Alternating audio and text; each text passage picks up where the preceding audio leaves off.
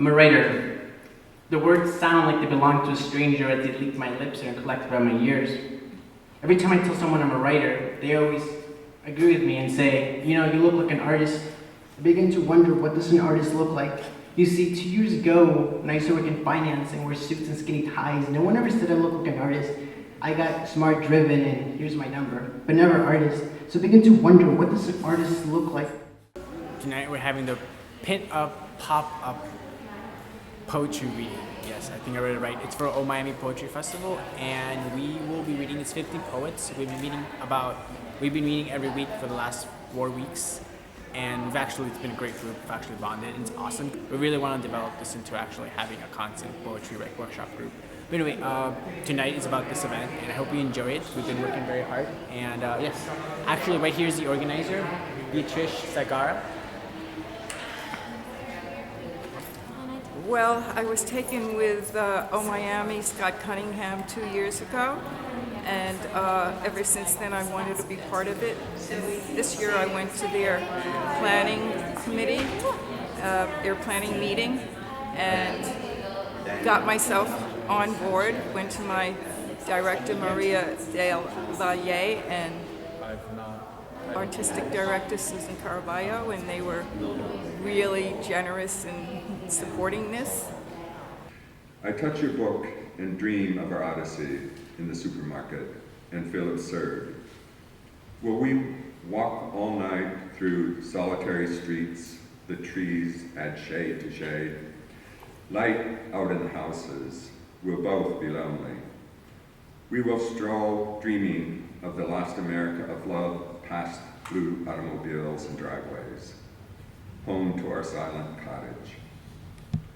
Ah, dear Father, graybeard, lonely old courage teacher, what America did you have when Sharon quit pulling his ferry and you got out on a smoking bank and stood watching the boat disappear on the black waters of Lee? And the big diggity doggity God doesn't let you live happily ever after.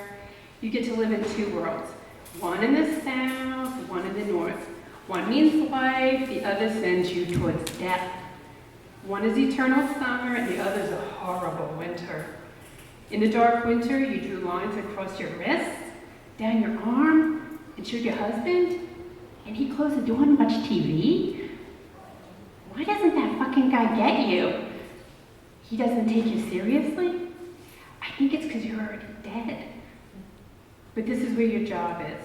This is where you work, where you have power, where you make decisions, the place your father betrayed you, the place your mother went insane from it, the place you have to go back to every year. Pretend. Pretend for a second that you love me, and I love you. Simple. Pretend I trust you, and you, me. Pretend that you believe that I won't change you. Let's pretend I let you in, you turned the key. Pretend I jumped into the abyss, you took my hand. Now pretend for a second that we weren't pretending. We won't say a word, and love and a kiss.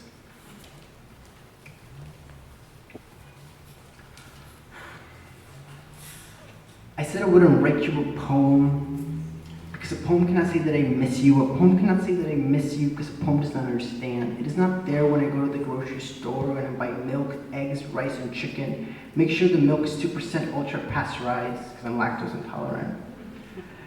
And on my way to the waffles, if I see ice cream and frozen yogurt, in each card tells me of stories we learn to love each other beyond just words, as we laughed, cried, and wrote. So now I can write you a poem to say that I miss you, because a poem was not the other night that we said I love you.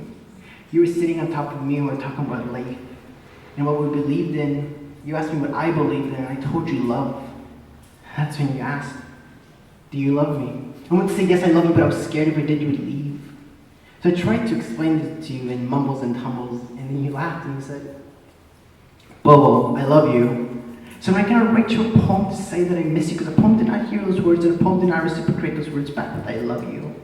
So can I write you a poem to say that I miss you, because a poem was not the other night that I caused you all that pain. A poem did not say, fuck you, and a poem didn't see the tears in your eyes as you cried, and you said, I want to hurt me the way you have before. So can I write you a poem to say that I miss you, because a poem is not there and it's to understand.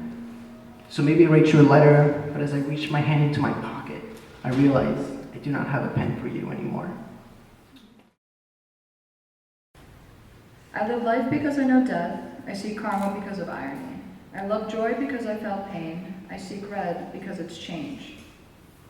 Black and white I must recite. Colors are bright but don't show the night.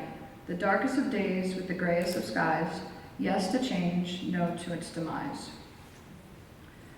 Nothing speaks volumes. Too much is never enough. Love thyself, enough if it's rough. Gone with the wind, silent to the needs. Fly with the flow, for change can grow. Invictus thoughts, patterns of a fern. Yes to change, it must be heard. Like a bird on a wire, and a flame to a fire, may change be all a soul can desire. Okay. My death will be, if the world cannot see, the fun that lies between two thighs. My life will be to sanctify thee, to understand thy holy land.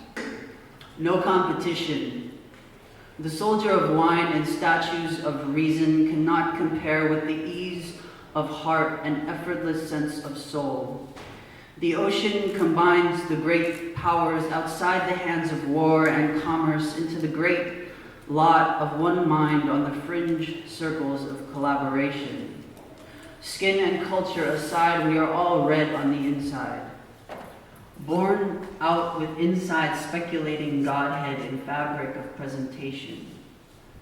Application of great universal connection in monumental ease of surrender. Complete order of ether in physical connection with heart and light. Now as purpose is frosted, the supple young source of creation unfurls her tit in touch of magic. A child's moon rises in cornflower blue. 2 full coins have a face-off in the sky. The repetition of days of this cycle surpass with the seasons. Muse out about the moonrise and the sunset with all her sentient beings caught between. Languid equator panoramic, that is real. Not an illusion of reality hung by the hands of time, but then so do my hands fulfill their own time, their own patterns, and a reflection occurs.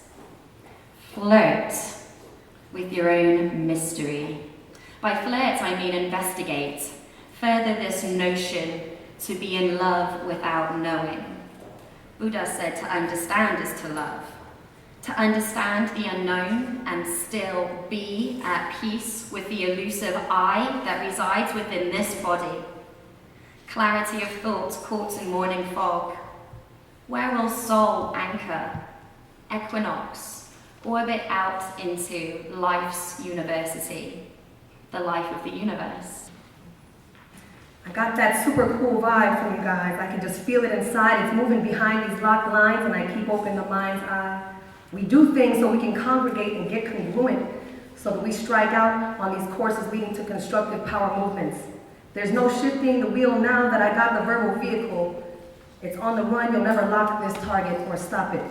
Some people run and play games, but we be the same. Waiting for more, we maintain. Bringing all we brought, we step up or step out. Because there's nothing without going within, and you can always try to go without. But there's nothing in accomplishment without your poetic shout.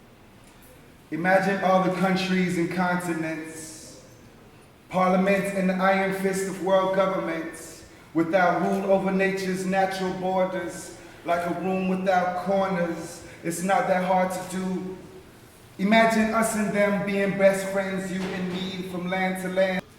Wings and water has merged into an underwater bird on a nectar quest. My soul is stressed. I just want to rest and nest in the crest of her breast, where the wave takes me left, and I am left, wet, covered in sweat, close to death. In the distance she fades, and I become a slave, a victim of a mermaid. I said I know nothing. As a matter of fact, I'm an expert on nothing. Came into the world with nothing, still have most of it left. And when they ask, what did it take to cause this amazing change in who you are and what you do, you can honestly tell them Nothing. It took nothing. And it means everything. So I beg, I implore you, as I walk away from this monk, take those two hands that you might be eager to applaud, either out of respect, out of appreciation that the creepy guy with the mask is done. But for a moment, just take those two hands and look at them. Take those two hands and remember how driven you were before you ever held a steering wheel. Remember how connected you were before you ever held a cell phone. Remember how useful those hands once were before you became preoccupied with accumulating green sheets of paper. Take those two hands and do something, build something, create something, fix something. Take those two hands and the arms they're connected to and embrace someone. The thumb, the cell phone you love so much, call someone you haven't spoken to for weeks, months, years. Take those two hands and do something. Because the world out there continues to fall apart as a result of us continuing to do